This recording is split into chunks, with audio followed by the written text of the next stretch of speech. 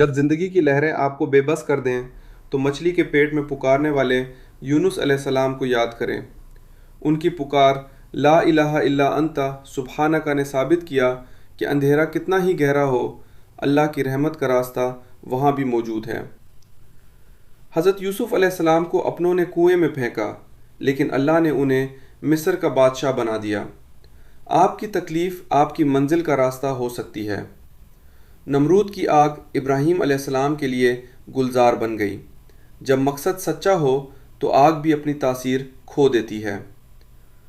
فرعون کا لشکر پیچھے تھا اور سامنے بظاہر کوئی راستہ نہ تھا، لیکن موسیٰ علیہ السلام کے ایک قدم اور اللہ کے حکم نے سمندر کے سینے میں راستے بنا دیے۔ کبھی یہ نہ کہیں کہ راستہ نہیں ہے، کہیں کہ میرا اللہ ساتھ ہے۔ اور پھر کائنات کے سب سے روشن ستارے محمد مصطفیٰ صلی اللہ علیہ وسلم تشریف لائے، جنہوں نے غار حرا کی تنہائی سے لے کر میدان عرفات کے خطبے تک ہمیں جینا سکھایا۔ یہ کہانیاں صرف گزرے ہوئے وقت کا قصہ نہیں، بلکہ ہر اس انسان کے لیے پیغام ہیں جو آج پریشان ہیں۔ یاد رکھیں، انبیاء کا اللہ آج بھی ہمارا اللہ ہے۔